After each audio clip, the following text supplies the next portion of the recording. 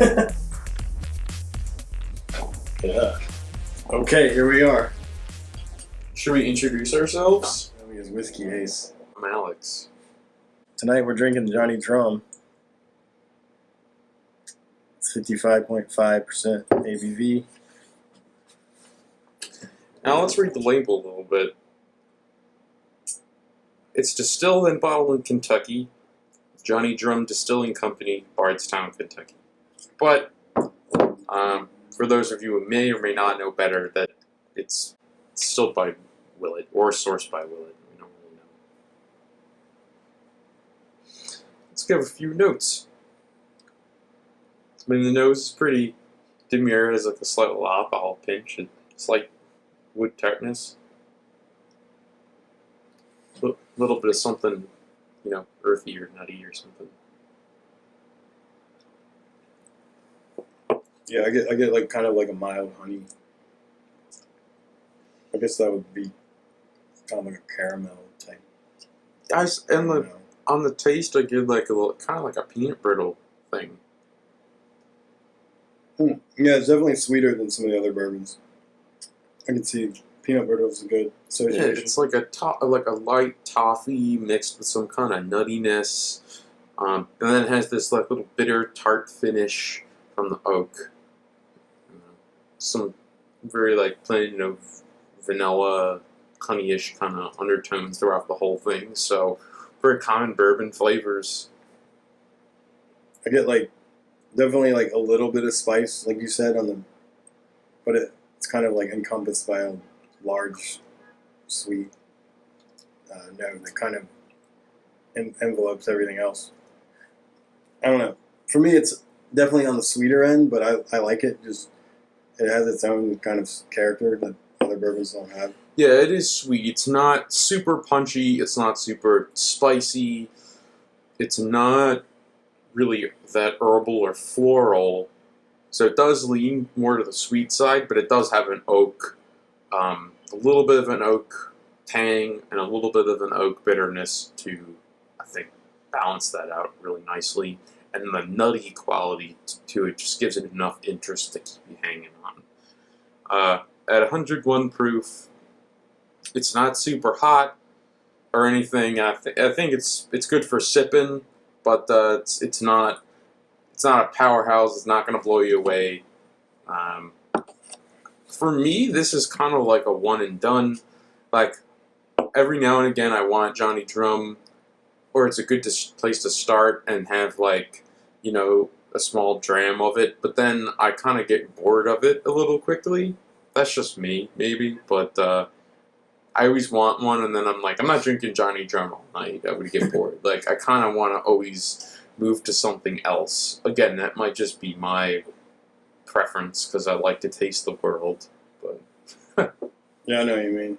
Like for me, it has this like special place in my like memory of like just like I remember when I first picked up a bottle of it. I didn't really think anything, but then once I drank it for a while, I was like,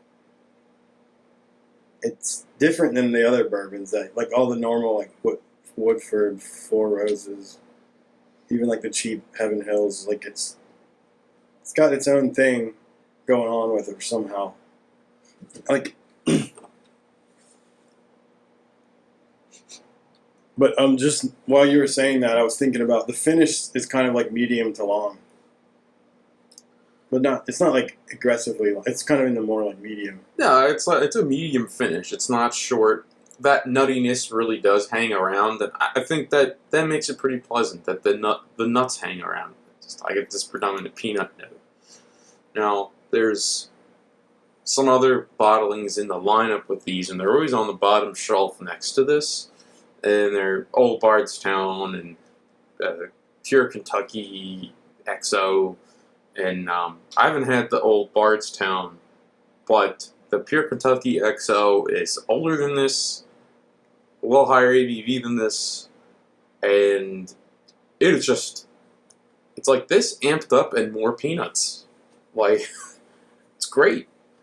Yeah, it's like I guess peanut brittle is a good. But that one's super peanut. It's like peanut brittle with a little bit of peanut butter on the top. It's a little more roasty toasty too, and I think that's from the oak. Oh, that makes me want to open it for comparison. Just like screw it, right? Yeah, why not? Why not?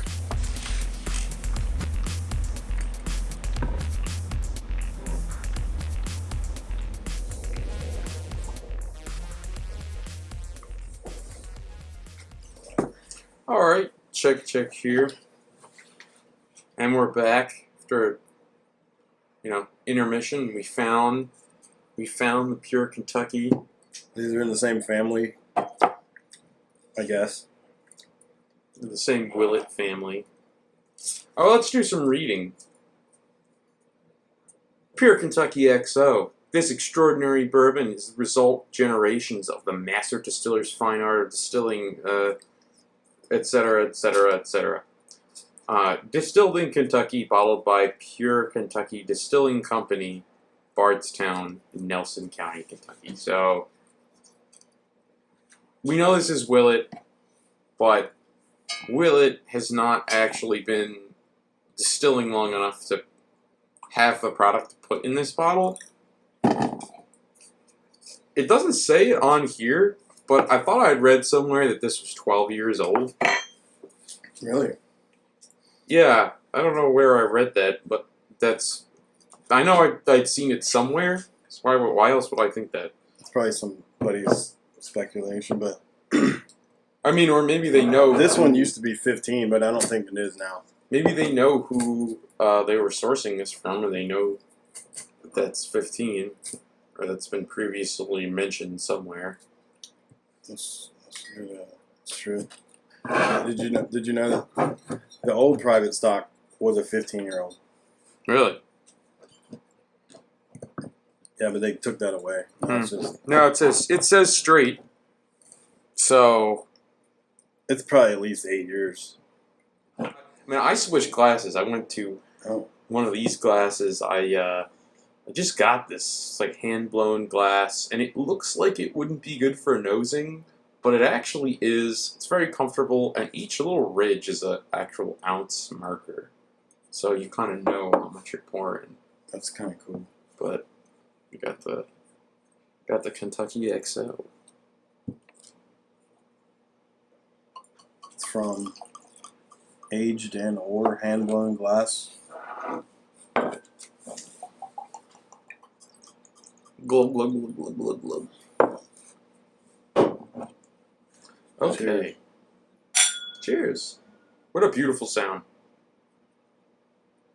Well, so the nose is different than the Johnny Drum for sure. It is. It's a lot more mellow. It doesn't have that little alcohol pinch. It has that just wonderful old caramel kind of smell. I mean, it smells like old bourbon, right? Yeah, it's almost like a cola smell to me. Yes. Like that caramel syrup kind of thing with some kind of extra spices. You know, what else smells like this? I feel like actually I do think Eagle Rare kind of smells similar to this. It's because it's sweet with some spices. Yeah, I get a kind of soda note in the Eagle Rare too. Yeah, because there's that tangy, like kind of sourish smell to it from the wood.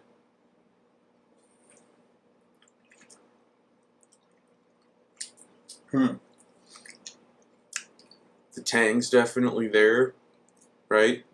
And that's a wood tang all the way. It seems a little more balanced to me than the drum, but like, not to say the drum isn't balanced, but everything, like the sweet note isn't as prominent, though it does have a gentle sweetness throughout on the palate. Yeah, it's definitely sweet. It's just there's a couple other things going on. The wood is a little more tart. It's it gives a bit of a warmer impression too, and I think that rounds everything.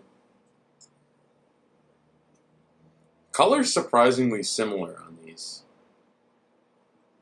Yeah, they look pretty similar. I almost want to say maybe the pure is slightly darker, but it's That's kind of hard to tell. hard to say, really. I mean, ballot geometry is similar. It's hard to say. It's pretty close. Yeah, they're really close actually.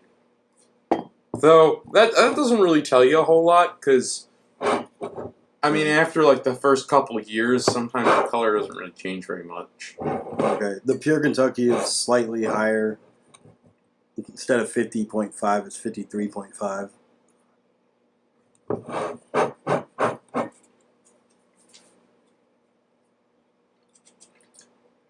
But it doesn't really come off hotter in your mouth or spicier. You know, I think you can tell that it's a little stronger. For me, it's a little more rounded, but like It is definitely more rounded. that's just since we're doing the comparison. I think if I drank these separately by like weeks, I wouldn't notice. I think I'd know that they were different. I prefer this Pure Kentucky XO. I think it's a little richer. It's a little more balanced. A little like got a kind of like a dry. Yeah, aspect to it. the oakiness to it is more prominent. And not that like it's like wood chips oakier. It's just, it is a bit drier. It's a little more tart because of the oak. And that, I think, just plays so much more nicely with the sweet profile of this whiskey. I think there's a bit more peanuts in it too. So that peanut brittle note, I think, instead of coming across a little too sweet, it has some other things going on. It's a little more sour, a little drier. And I get more of like a stale soda or cherry soda with the pure Kentucky, but it's not a lot of cherry. It's more like just kind of like stale Coke flavor. That Yeah, sounds it's like bad, flat. It's like not- flat Coca-Cola. Yeah, I don't mean it in like a negative way. But. Yeah. Well, no, it's like that little bit of cinnamon, vanilla, lime, lavender combo that makes it like cola, which is really cool. And then there's that peanut note. It's like, I don't know, eating a PB&J sandwich with a Coca-Cola. That's bizarre, but I feel like that makes sense when you're drinking it. They're both great, but since we had them next to each other, you know, if I had to choose, I would pick this. But I agree. I love Johnny Drum. I think it's a cool brand. Like they're both really good. Depending on where And you are, they're actually a similar price point. they are. too. This is like $1 more. Usually, if you see them next to each other, the Pure Kentucky's not much more expensive. Maybe $1 or $2, and I think it's definitely worth it every single time for like $1 difference. But regardless, if you don't see it and all you ever see is Johnny Drum for like around $30, it should be. That's definitely a great $30 pickup. 101 proof, easy sipping, great place to start. Good everyday value. All right, want to try some water? Yeah, I'm gonna try a drop. Like I think in both of them, they're probably not high rye content. It's probably like I don't actually know what the mash bill is, but they just seem more like predominantly corn. What do you think? Like I don't get that like wild turkey high rye thing. No, I don't get a rye spice. That's probably why they're sweeter, but.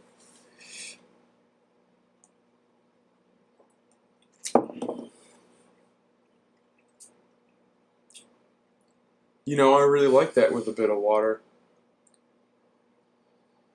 Just like a couple drops, do it. They round the nose a little bit. Yeah, it kind of made the nose a little softer, but maybe I get a little more floral aspect after the drop of water.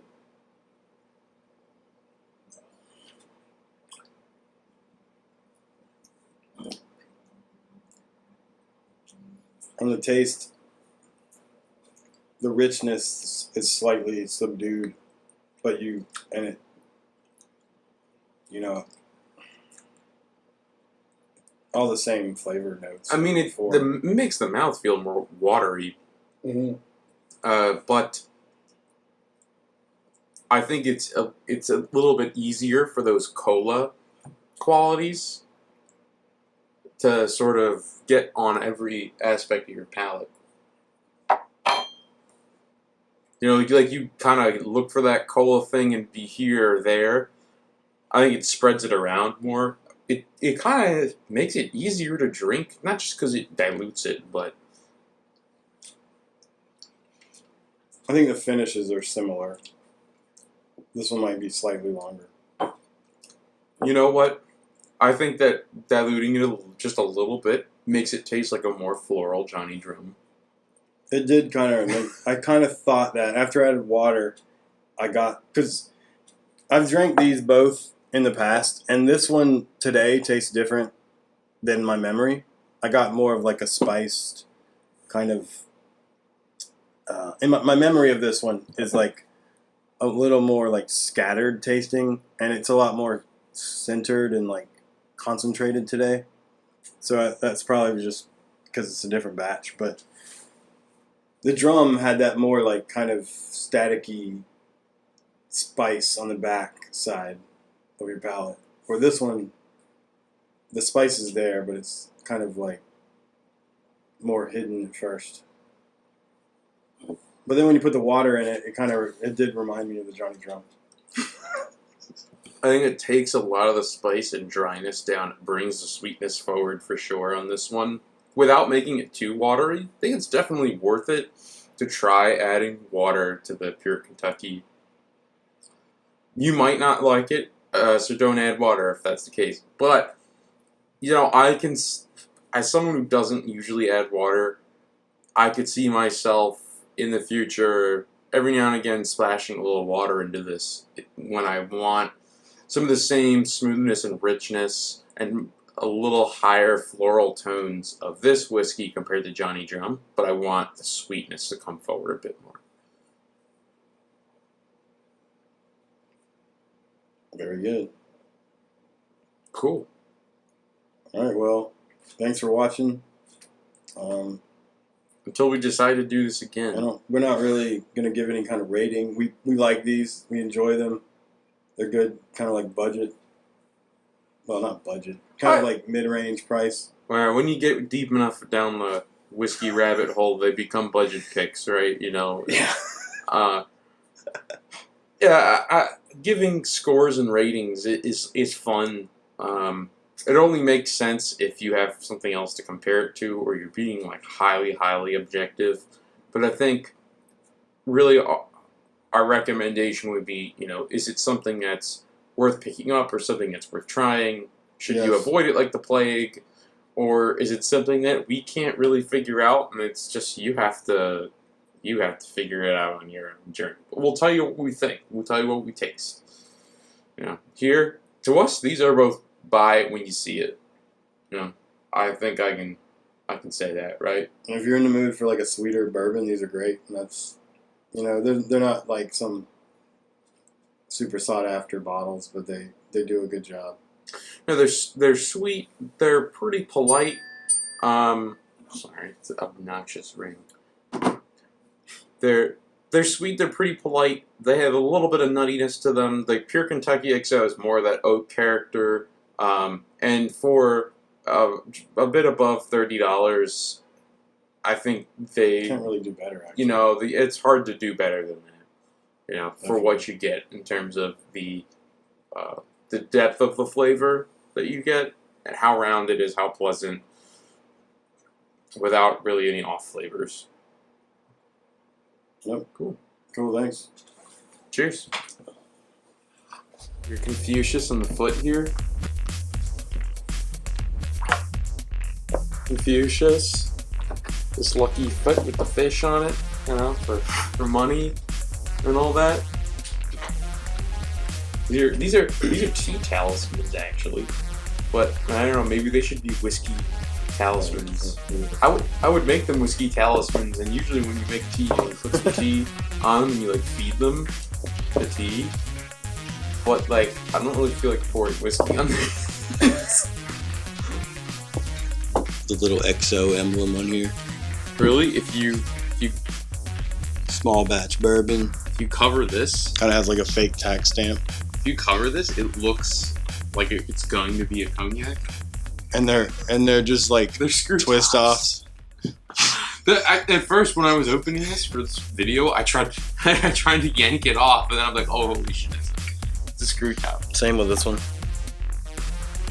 Yeah. First time, like, I passed these so many times on the shelf because what is this goofy, kitschy looking label? And it's like not that expensive. And I kind of read something about Johnny Drum, and I'm like, oh wait, second. And then these are related, and they're Willet, and I'm like, okay, I'm just gonna jump in and do this. Looking at them and not knowing anything, like, what is this? Just wax top, screw top. These fancy looking things, but a kind of a dumb label, and it's like, all right, what is this? This is kind of suspect. So, not knowing anything, yeah, I was suspicious. But Does this one actually reveal it's from Kentucky Distillery? that's what it says. No, it bottled by. It says pure Kentucky Whatever. Distilling. That one's also got like the fake. Yeah, it's like a. But this kind of gives it label. away actually. This because That's not on all of them though. On other bottles of pure Kentucky, I've not seen this tag and that label. Like you see that on Noah's Mill and stuff. But I don't always see that on all bottles of pure Kentucky. yeah, but like if you visit the Willet Distillery, they have a lot of this Yeah, kind or of like classic. look at the bottle of Noah's behind you. I think does that have that on there? No, but it does. No, it does. Look, it's the same. Oh, there you go. Yeah, that's what I'm talking about. But- that one actually says Kentucky Distilleries, I think. But Check, let me see. so if you compare, it has these little brown labels on them, and it's like, oh, well, those are the same. But I haven't seen this brown label on every bottle of pure Kentucky, so it was not obvious they were related. Actually, they all say their branding as a distilling company, so they're kind of got that smoke and mirrors. But these are good mirrors to attain. Yeah, it's smoke and mirrors, like they're trying to get you, but they're not trying to fool you. I mean, they're actually all good drinks, so whatever, right? This is the hotter one. What's it, like 56%? It says it in front. I haven't had Noah's in a while. 57.15. For me, like Noah's kind of has that like whatchamacallit, Booker's vibe, because it's like kind of hotter than your standard bourbon. Like it's kind of like got the floral. Booker's-esque iteration from Willet, right? I don't know, that's kind of how I think of it too. That's just kind of where my mind goes when I drink it. Yeah, I put them next to each other like Booker's, Rare Breed, Noah's, and I always think of them the same way.